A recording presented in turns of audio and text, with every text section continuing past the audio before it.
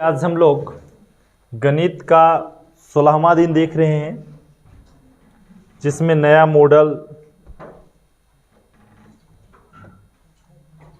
ये समझिए 5वां मॉडल हम आपको शुरू कर दिए आज। ठीक है, ये क्रैश कोर्स में जो चल रहा है 16वां दिन, इसमें पता है आज 5वां मॉडल आपका शुरू कर रहे हैं। 4 मॉडल आपको हम 15 क्लास में पढ़ा चुके हैं और 4 क्लास और चलेगा, मतलब 19 तक के। ठीक है, जिसमें हम आपको पूरा कंप्लीट 5 मॉडल कर देंगे कंप्लीट। उसके बाद 5 मॉडल से हम टेस्ट लेंगे। ठीक है, तो सारे प्रश्न को बढ़िया से समझना है। ये आखिरी मॉडल चल रहा है। अगर हम बात करें फर्स्ट क्वेश्चन का, अभाज्य गुणनखंड विधि द्वारा 96 और 404 का मस्सा ज्ञात करें। आपको यह ध्यान में रखना है बाबू कि 10th क्लास में 2 विधि से मस्सा निकालनी है। एक यूक्लिड विभाजकता एल्गोरिदम की सहायता से और दूसरा किसकी सहायता से? अभाज्य गुणनखंड की सहायता से। मतलब 2 विधि से आप मस्सा निकाल सकते हैं। तो हम कौन सा विधि से अभी मस्सा निकालने जा रहे हैं? हाँ, अभाज्य गुणनखंड विधि से, और उसकी सहायता से लस्सा भी ज्ञात कीजिए। उसकी सहायता से तो हम पहले 96 का अभाज्य गुणनखंड तोड़ेंगे। तो 2 से लगाएंगे 96 तो कितना आ जाएगा? 48 आ जाएगा। 48 को भी 2 से लगाएंगे तो 24 को 2 से लगाएंगे तो कितना? 12 को 2 से लगाएंगे तो 6, और 6 को 2 से लगाएंगे तो 3 आ गया, है ना। उसके बाद देखेंगे कितना है? 404। इसको 2 से लगाएंगे तो 202, 2 से लगाएंगे तो 101। अब 101 किसी से नहीं लगेगा, क्योंकि यह कौन संख्या है? अभाज्य संख्या है। अभाज्य संख्या किसी से नहीं लगती है।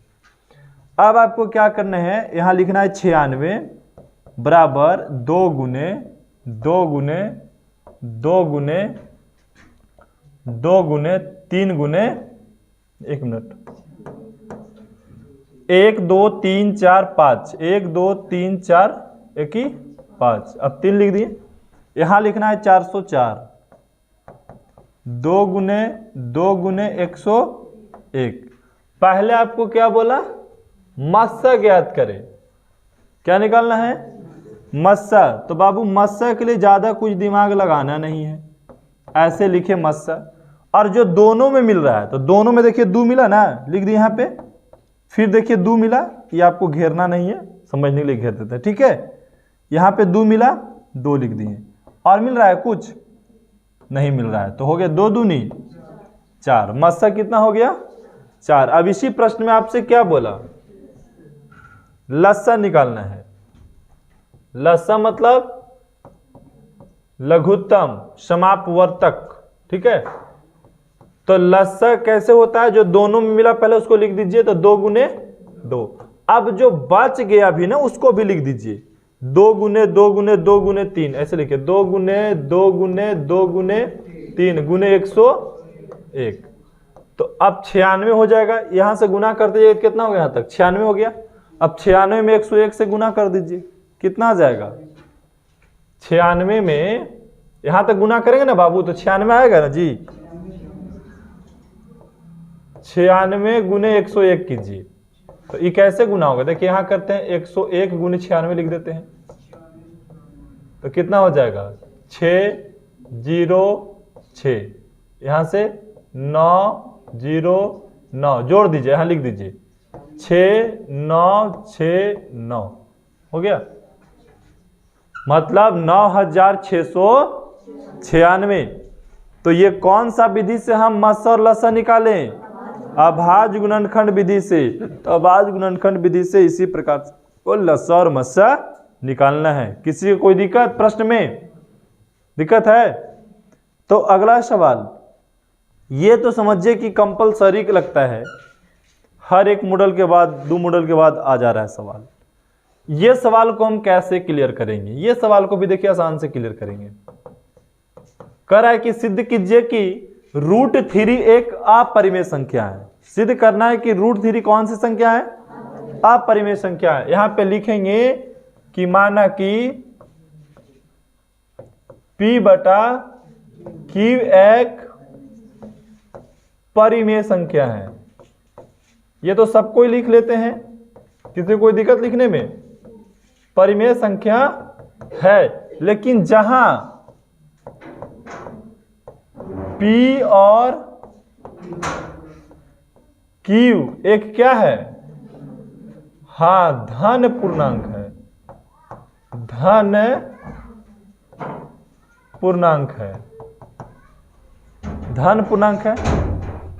Q does not equal to 0, Q does not equal to मतलब Q 0 के बराबर नहीं होना चाहिए, इसलिए P बटा Q बराबर √3। यहां से लिखना है दोनों तरफ, हाँ दोनों तरफ वर्ग करने पर, तो P बटा Q का स्क्वायर कर देते हैं इधर, और इधर √3 का स्क्वायर। तो देखिए इसको हम लिख सकते हैं कि सर P का स्क्वायर अब बटा में Q का स्क्वायर बराबर 3, √3 का स्क्वायर तो 3 ही हो जाएगा ना। अब यहां पे समझना है आपको कि अतः, यहां से लिखना है इस प्रकार से, अतः P और Q का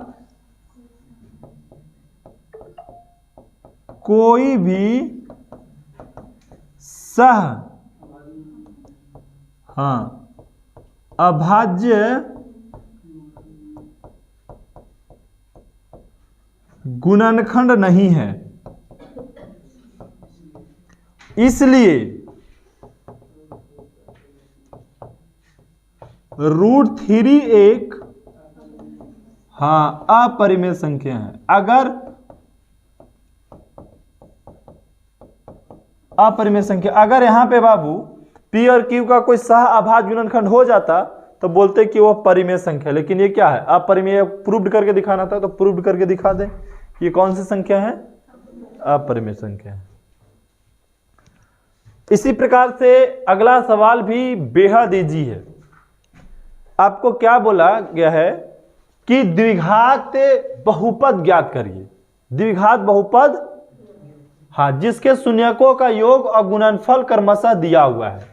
जो पहले आपको दिया गया उसको लिखो। दिया गया है, दिया गया है, क्या दिया गया है? शून्यकों का, हाँ, शून्यकों का योग दिया गया है। तो हम लोग बताते हैं कि सर शून्यकों का योग तो अल्फा प्लस आप बीटा भी बोल सकते हैं। तो हाँ, अल्फा प्लस बीटा ही आपको दिया गया है। कितना? -3। फिर और क्या दिया गया? शून्यकों का गुणनफल। तो यहां पे लिखेंगे कि शून्यकों का गुणनफल। गुणनफल को क्या बोले बाबू? Alpha into beta. ये आपको कितना दिया हुआ है? तो आपको 2 दिया हुआ है। हमको निकालना क्या है? द्विघात बहुपद। तो लिखेंगे कि सर द्विघात बहुपद का व्यापक रूप। क्या चॉकलेट खा रहे यहां पे रे? क्या खा रहे यहां पे? कोई तो जरूर यहां तोड़ दे चॉकलेट के पैकेट, फिर मुंह जांच हो जाएगा उसको। नहीं समझ लो, पढ़ते समय किसी को कोई चीज भी नहीं खाना चाहिए, ठीक है?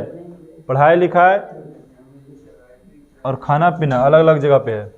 द्विघात बहुपद का व्यापक रूप क्या होता है? X square minus alpha plus beta x plus alpha into beta. अब रख दीजिए, x square minus alpha plus beta का मान कितना है? चलिए -3 ब्रैकेट में बंद, एक्स अल्फा इंटू बीटा का मान 2। अब ब्रैकेट हटा दीजिए, x square minus minus plus 3x अब प्लस 2। द्विघात बहुपद आ गया। तो हमें यही द्विघात बहुपद लाना था। इससे पहले क्या, देखिए द्विघात बहुपद से 2-3 टाइप का प्रश्न पूछता है आपको संतराव बाबू। द्विघात बहुपद से 2-3 टाइप का प्रश्न पूछता है। पहला प्रश्न क्या है कि आपको द्विघात बहुपद दे देगा, आपको शून्यक निकालने के लिए कह देगा। हो सकता है कभी शून्यकों का योगफल और गुणनफल दे देगा, द्विघात बहुपद निकालने के लिए कह देगा। यही सब सारा प्रश्न होता है। तो अभी हमें प्रश्न में क्या दिया था, योग दिया था और गुणनफल दिया था और द्विघात बहुपद पूछा, तो वैसे निकाल लेनी है। किसी को दिक्कत है यहाँ पे समझने में? समझिए ये सारा इजी प्रश्न है बाबू, ठीक है, बहुत इजी है, लेकिन इसको समझेंगे तब ना। द्विघात समीकरण का मूल निकालना है। अब में क्या करना है, द्विघात समीकरण का अब मूल्य निकालना है, तो ये भी इजी है। बोलेंगे सर ए का मान इसमें पहले निकालना होगा। ए का मान कितना है 2, और बी का मान कितना है -2√2, और सी का मान कितना है, सी का मान ये हो गया 1 हो गया। अब यहां सबसे पहले आप विवेचक निकाल लीजिए। क्या निकाल लीजिए, विवेचक, या द्विघात सूत्र भी लगा सकते हो, लेकिन हम विवेचक यहां पे पहले निकाल लेंगे। तो b² - 4ac, तो b का मान -2√2 का होल स्क्वायर -4, a का मान 2, c का मान 1। अब इसको स्क्वायर करेंगे तो कितना हो जाएगा, 8 हो जाएगा। कितना होगा, कैसे 8 होगा, तो भाई 2 का स्क्वायर 4 होगा ना बाबू, 4, और √2 का स्क्वायर 2, तो 4 दूनी 8, और यहां करेंगे तो 4 दूनी 8 में से 8 गया तो 0 आ गया। अगर विवेचक का मान 0 आ गया तो मूल क्या होगा, वास्तविक और सामान्य होगा। मूल वास्तविक और सामान्य होगा। तो अब यहां से क्या कीजिए, आपको मूल निकालना है। हम द्विघात सूत्र लिखते हैं यहां पे। द्विघात सूत्र का फॉर्मूला क्या होता है, -b ± √dy में 2a। ऐसा कहा कि यहां b² - 4ac कहा ना लिखे, क्योंकि हम b² - 4ac तो निकाल चुके हैं। हाँ, अगर आप विवेचक नहीं निकालते तो यहां पे d का फॉर्मूला लिखते हैं, b² - 4ac, ठीक है।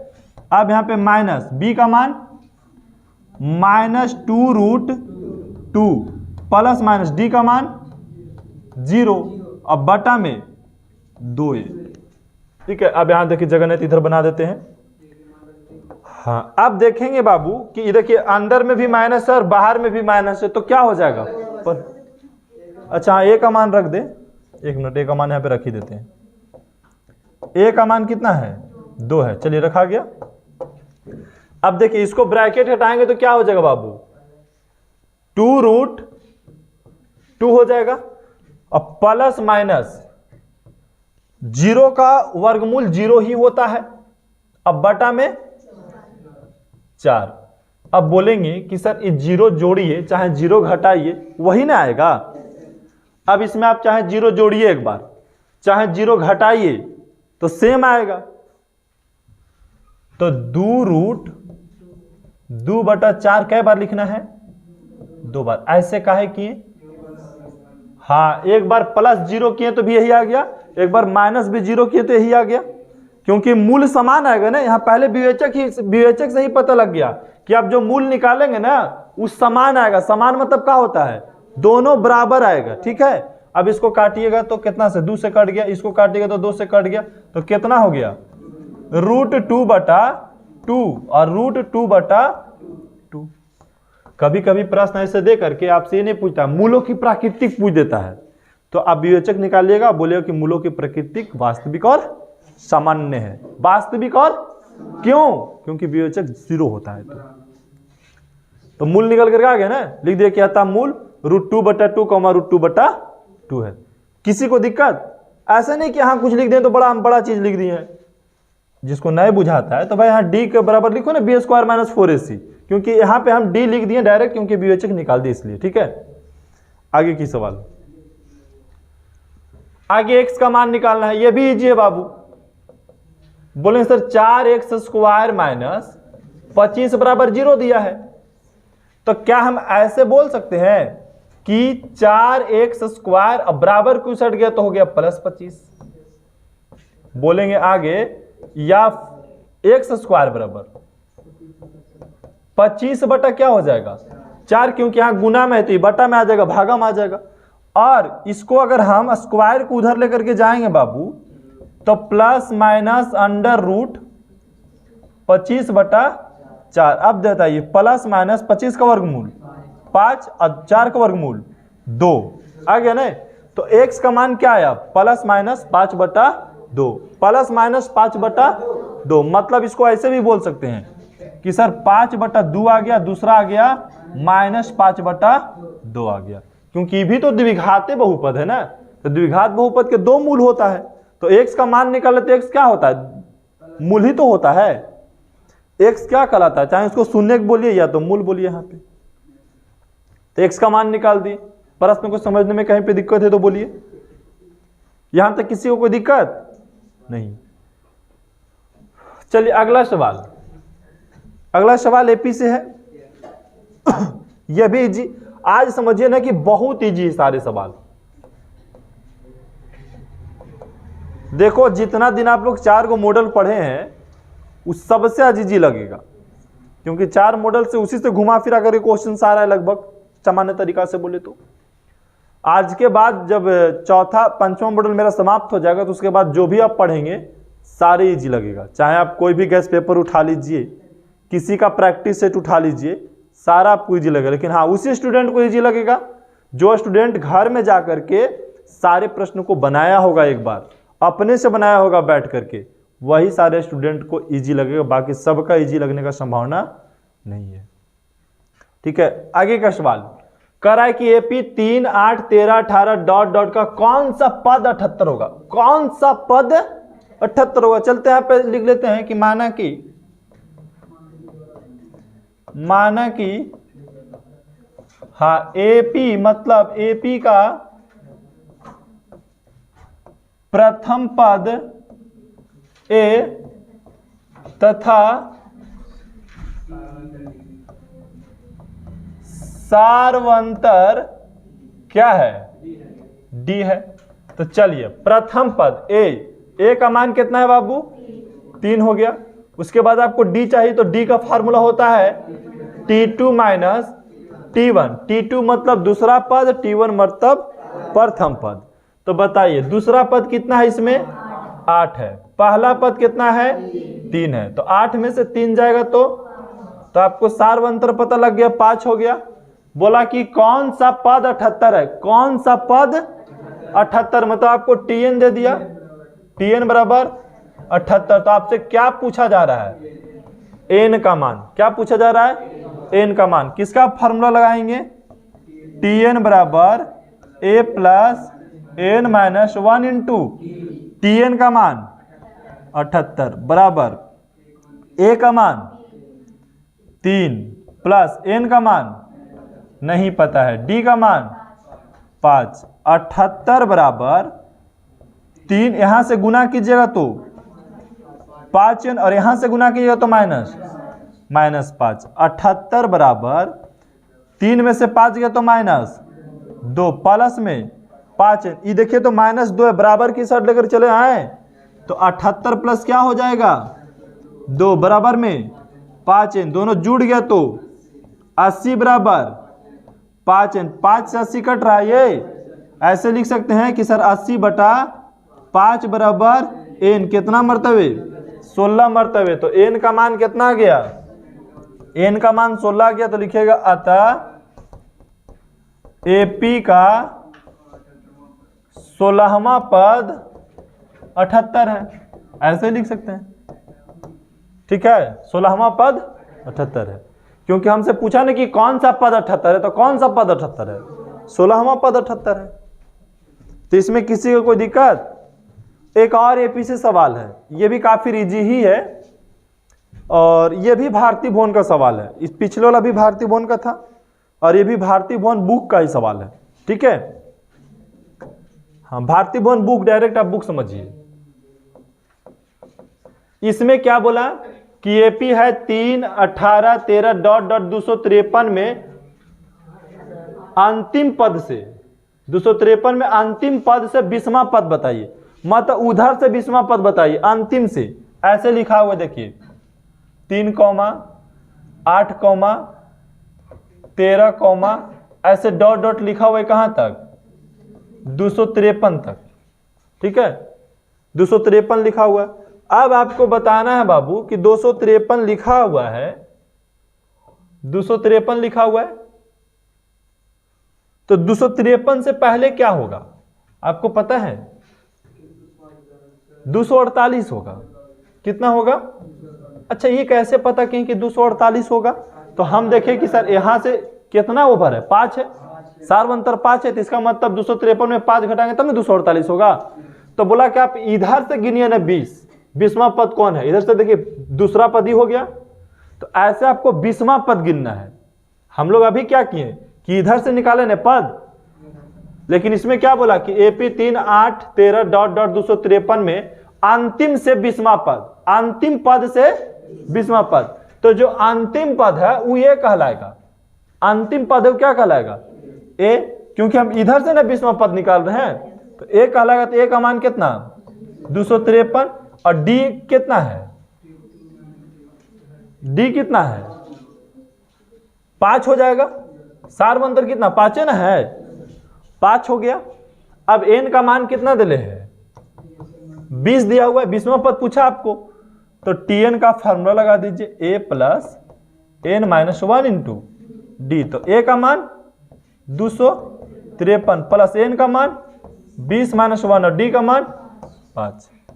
तो 253 प्लस 20 में से गया तो 19 गुने 5, तो कितना हो गया? 1 मिनट यहां गलत नहीं हो गया? डी का मान, डी का मान कैसे गलत हो गया? -5 होगा ना बाबू। अब बोले सर -5 कैसे होगा? तो ये हो गया पहला पद, ये दूसरा पद। तो डी का फार्मूला आपको क्या सिखाए थे? डी का फार्मूला T2 माइनस T1। तो T2 कौन हुआ? 248 और T1 हुआ 253। तो घटेगा तो -5 है ना, क्योंकि यहां जैसे ही बनाया तो ऐसी गलती नजर आ गया। -5 है डी का मान, याद रखिएगा। अब 19 और 5 में गुना किया कितना आ गया? 95। अब बताइए 253 में से 95 घट जाएगा तो कितना आएगा? अरे 13 में से 5 गया कितना आया? 13 में से 5 गया कितना आया? अरे पूछेंगे 13 में से 5 गया 148 है, तो अब बैल है, समझ ही नहीं आता है। जे पूछते हैं वो बताओ, ओभर मत बताओ, ठीक है? पूछेगा मान ली कुटुम आ गया तोरा पर, पूछ दिया बता तोर नाम का हो, तो राम लड्डू बता देगा, भाई वाला नाम बता देगा, तू एक स्टेप आगे पहुंच जाएगा। जो सवाल जिस स्टूडेंट से पूछा जाए वहीं तक बताइए, फालतू बताओ क्या होगा कि माइंड में कंफ्यूजन रहेगा और दूसरा स्टूडेंट के समझ में आया कि 48 कैसे घट रहा है 3 में से 5 है, तो उसको तो कंफ्यूजन रह जाएगा। और हम लोग यहाँ सिर्फ क्या कर रहे हैं? कंफ्यूजन दूर कर रहे हैं। चलो आगे देखो, तो 3 में से 5 3 में से 5 नहीं जाएगा, तो 13 में से 5 गया, 13 में से 5 गया कितना बचा? 8 बचा। अभी बच गया कितना? 4, तो हो बन जाएगा 14। 14 में से 9 गया तो कितना आया? बोलिए, 14 में से 9 गया तो 5 आया। अब कितना बच गया? 1 हो गया 158। ये आया था घट के, नहीं ना आया था? तो चक्कर में भी तो गलती हम लिख देते।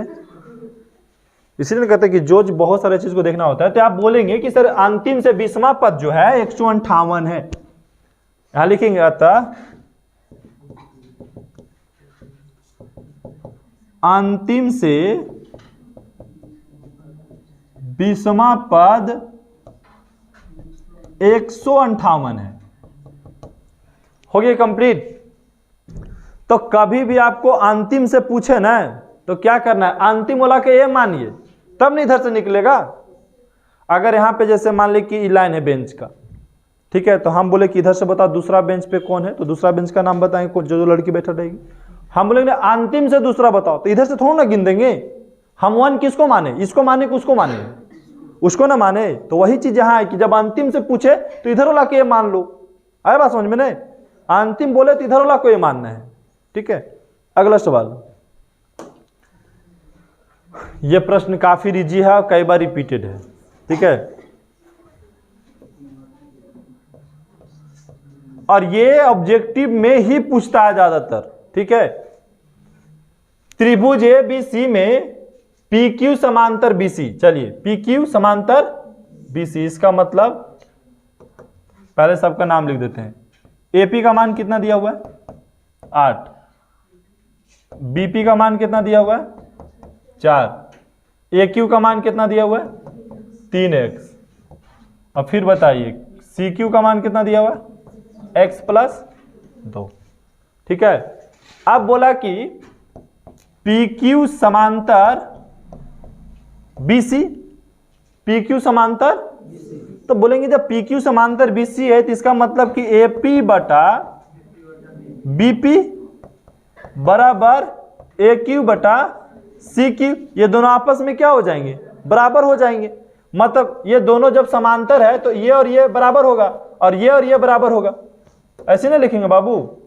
तो अब देखिए यहाँ पे एपी का मान 8 हो गया, बीपी का मान 4 और इसका मान 3x और इसका मान x प्लस 2। अब क्या कीजिए क्रॉस मल्टीप्लिकेशन कर लो, तिरछा तिरछी गुना कर लो। कैसे गुना करेंगे, तो 8 और x में गुना किए तो 8x, 8 और 2 में गुना किए तो 8 दूनी 16 और यहाँ से गुना कीजिए 4 तिया 12x।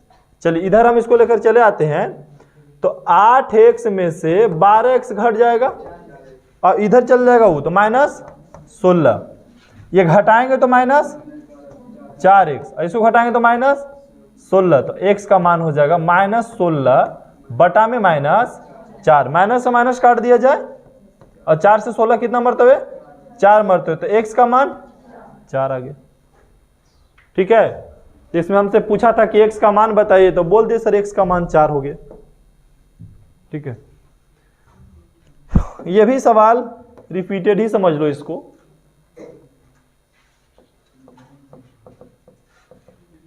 कह रहा है कि 7, -2, 5, 1 और 3, k में k का मान ज्ञात कीजिए ताकि तीनों बिंदु संरेख हो। k का मान निकालिए तो तीनों बिंदु क्या हो जाना चाहिए संरेख हो जाना चाहिए। तब इसमें क्या करेंगे हम, सबसे पहले माना कि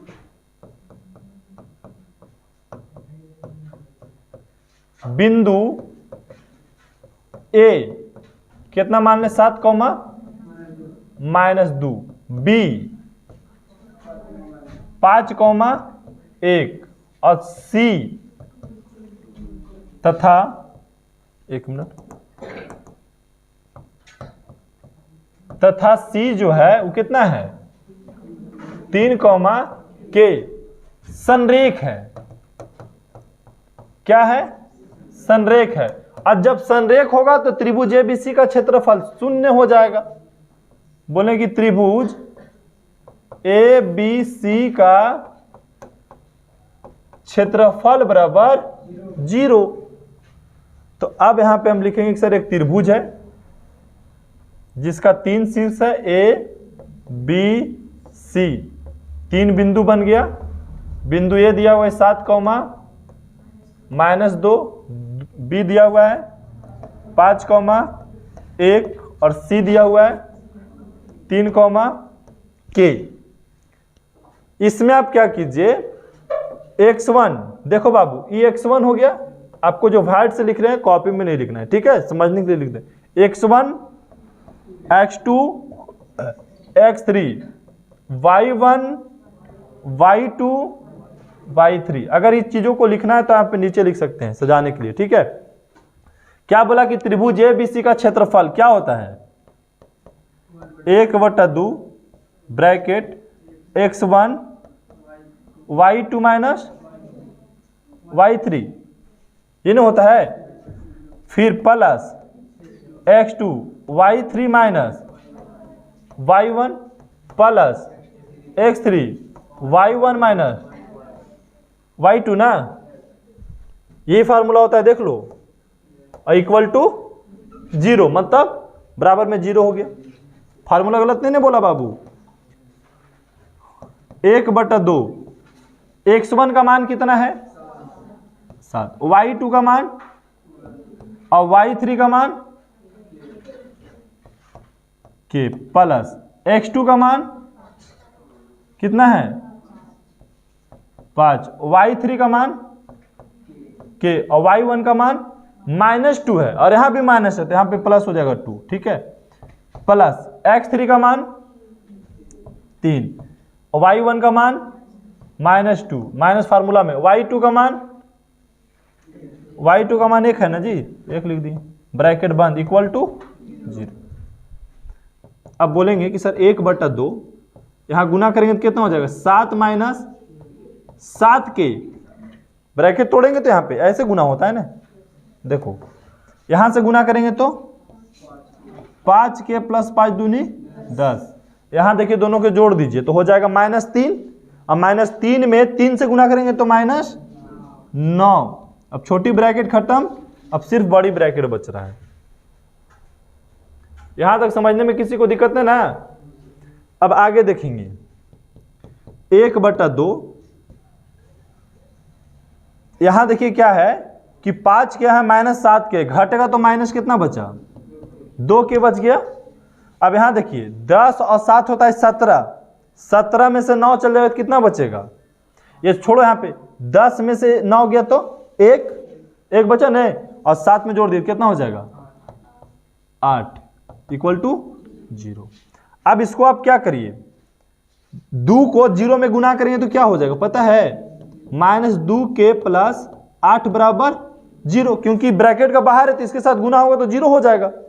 अरे बात समझ में नहीं, या ब्रैकेट हटा भी सकते थे, यहाँ पे 8 को उधर लेके चल जाएंगे तो क्या हो जाएगा, बोले -2k बराबर में -8, इसलिए k बराबर -8 बटा में -2, माइनस से माइनस कट गया, ये 2 से 8 कितना मरते हुए कट गया, 4 मरते हुए। तो बताइए बाबू 4 का मान क्या हो गया, k का मान क्या हो गया, 4 हो गया। हमसे k का मान ही ने पूछा था तो k का मान ज्ञात कर दिए, 4 हो गया, अतः k का मान 4 है। तीनों बिंदु संरेख के लिए k का मान 4 है। तीनों बिंदु संरेख तब होगा जब k का मान 4 होगा, अन्यथा नहीं होगा। और आज का आखिरी सवाल है, ये दोनों बिंदुओं की बीच की दूरी निकालनी है। 2 बिंदु आपको दिया गया है, एक मान लेते हैं बिंदु A और दूसरा मान लेते हैं बिंदु B। बिंदु A है और ये बिंदु B है। A का मान क्या है, A cos थीटा कॉमा में 0, और यहां दिया हुआ है 0A sin थीटा, हो गया। यहां से लिखेंगे, हमसे क्या पूछा गया कि दोनों बिंदुओं के बीच की दूरी निकालिए। तो सबसे पहले आपको लिखना है कि सर A का निर्देशांक जो हमको दिया हुआ है, A का निर्देशांक कितना दिया हुआ है बाबू, A cos थीटा कॉमा 0, और B का निर्देशांक कितना दिया हुआ है, हाँ B का निर्देशांक दिया हुआ है आपको 0, A sin थीटा, ठीक है। यहां से देखेंगे x1 का मान A cos थीटा, ये देखिए x1 का मान हो गया बाबू, आइए y1 का मान हो गया, और यहां पे देखिए y1 का मान पूछे तो कितना बोलिएगा 0। उसी प्रकार से x2 का मान पूछे तो क्या बोलिएगा 0, y2 का मान पूछे तो A sin थीटा, हो गया। अब हमसे क्या पूछा गया कि दोनों बिंदुओं के बीच की दूरी निकालिए, तो हम दूरी सूत्र ए भी निकालेंगे। तो दूरी सूत्र क्या होता है, √x2 माइनस x1 का whole square plus y2 minus y1 का होल स्क्वायर। अब बताइए कि x2 का मान कितना है 0, और x1 का मान A cos थीटा का होल स्क्वायर प्लस y2 का मान A sin theta minus y1 का मान 0 का होल स्क्वायर। 0 में से ये घटेगा तो सेम ही ना बच जाएगा, क्या बचेगा -A cos थीटा का होल स्क्वायर, और ये 0 घटेगा तो बचेगा A sin थीटा का होल स्क्वायर। अब यहां पे हम स्क्वायर करेंगे, क्या करेंगे बाबू, तो स्क्वायर कर दिया जाएगा। तो देखिए इसको स्क्वायर करेंगे तो ए स्क्वायर और कॉस स्क्वायर थीटा हो जाएगा। जब इसको स्क्वायर तोड़ोगे तो यहां तोड़ेंगे तो क्या हो जाएगा, ए स्क्वायर और साइन स्क्वायर थीटा। यहां ए दोनों में मिल रहा है तो ए को कॉमन ले लेंगे, तो कॉमन ले लिए तो क्या बचा, ए स्क्वायर को कॉमन ले लिए तो बच गया यहां पे cos square theta plus sine square theta. और हमको पता है यहां पे ए स्क्वायर गुने cos square theta plus sine square theta का मान 1 होता है, तो 1 रख देंगे, गुना करेंगे तो कितना हो जाएगा ए स्क्वायर। अब ए स्क्वायर का वर्गमूल निकालिएगा तो ए, अतः दोनों बिंदुओं के बीच की दूरी कितना हो गया, ए हो गया। तो निकल करके आ गया कि दोनों बिंदुओं के बीच की दूरी ए ही होगा। तो आज का क्लास में इतना ही सवाल था, काफ़ी इजी क्लास था आज का। सारा प्रश्न जो है एकदम लो कैटेगरी का प्रश्न था इसमें, ठीक है। और बार बार आप लोग को बताते हैं घर में जाइए मॉडल को बनाइए, नहीं बनाइएगा प्रॉब्लम्स खड़ा हो जाएगा आपके लिए। अगर चाहते हैं कि नहीं एग्ज़ाम में हमको बढ़िया नंबर रहे तो उसके लिए आपके पास एक ही ऑप्शन है और वो है कि मैथ को जाके घर में अपने से बनाइए और पुनः टेस्ट में अच्छा